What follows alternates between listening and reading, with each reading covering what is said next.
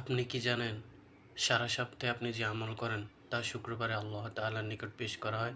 রাসূল সাল্লাল্লাহু আলাইহি ওয়াসাল্লাম বলেন, আমি পছন্দ করি যে আমার আমল রোজা থাকা অবস্থায় আল্লাহর নিকট পেশ করানো হোক। এই দিন রোজা রাখা সুন্নত।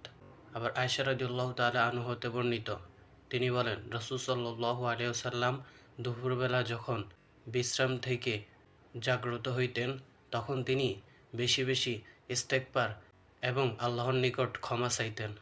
আর রাসূল সাল্লাল্লাহু আলাইহি ওয়াসাল্লাম বলেন, যে ব্যক্তি এই দিন রোজা থাকবে আল্লাহ তাআলা তার জীবনের গুনাহগুলো ক্ষমা করে দেন এবং জান্নাতের জন্য তার সুউচ্চ মাকাম বৃদ্ধি করতে থাকেন।